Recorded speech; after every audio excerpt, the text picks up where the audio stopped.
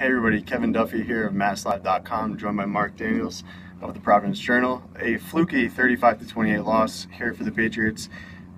Crazy stat of the day, it had been 99 games since the Pats allowed a special teams touchdown. Today the Eagles had 2 of them. So, Mark, what was your big takeaway? Big takeaway was that everything that needed to go right for the Eagles in order to upset the Patriots at Gillette Stadium pretty much did. They got 21 points without using their offense, 14 points in special teams, and 1 off of a turnover, a 99-yard pick 6 off Tom Brady. It's a really uncharacteristic loss for the Patriots just for the fact that special teams, they were atrocious. I mean, this is a team that honestly, they signed like a dozen safeties in order to load up their special teams and make them stacked. But you still have, all these guys out there, Nate Ebner, Tavon Wilson, Brandon King, Matthew Slater, and you allow Ryan Allen's punt to get blocked, that gets returned for a touchdown, and then Darren Sproles runs for like an 83-yard touchdown in the third quarter. Those type of things can happen. They can't happen really towards the end of the season when you're talking about December football. They certainly can't happen at home against the team. The Eagles, I mean, their past 2 games, they lost by a score of 90-31. There's no way the Patriots should have lost this game. No way. And what's kind of overlooked in this game is that the Eagles offensively really didn't do much of anything. I mean, it really took those special teams touchdowns and that really ill-timed pick 6 by Brady to break this thing wide open. And then to compound that, Brady, after he makes a 36-yard reception from Danny Amendola, throws just kind of a prayer into the end zone. I think he was throwing LaFell, but no one was really there. To me, it was kind of the frustration bubbling for Brady. I think they were down 14 at that point. It seemed to me he was trying to make up all 14 points at once.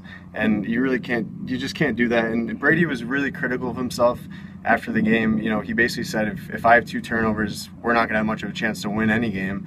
And I don't know if that is necessarily true, but when you're talking about playing with a depleted offense and the Pats can't really move the ball the way they have in the first 10 weeks of the season, that is true. They can't give away points like that. Right. They did today. Right. And offensively right now, when you're playing with Rob Gronkowski and Julian Edelman, you need a few things to happen. 1, you need Tom Brady to play pretty soundly. But 2, you need good pass protection. The guys aren't going to get open as quickly as perhaps we're used to. And right now, Tom Brady's not getting that split-second extra that he really needs. I mean, he got set 4 times in the game today, 3 times in the first half, and that kind of got the Pats off to a rough start.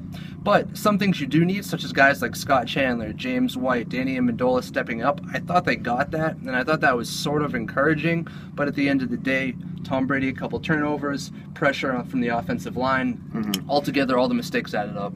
I thought they got it to an extent, but I don't think they got it necessarily enough. You had Chandler drop that pass on, it was a 3rd and 5 or 3rd and 6 at the end of the second quarter, and then that's when Philly blocked the punt, returning for a touchdown, so it's 14-14 going into the break. Then you had Chandler drop another one, I believe, in the second half, and then the final drive, LaFell and Amendola both had drops.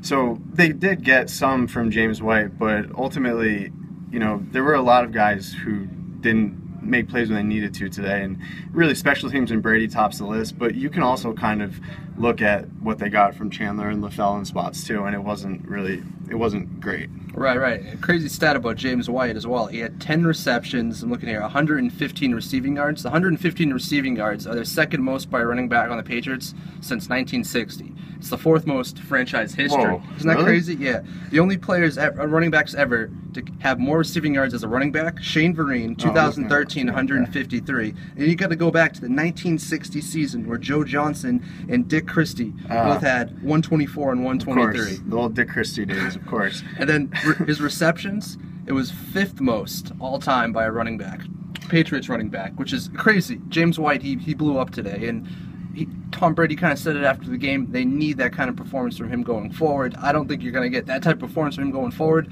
but if you get something half of that, they'd be pretty happy. Okay, and last thing we'll touch on now, kind of crazy that's come to this because 2 weeks ago we were talking about an undefeated season possibly here in New England.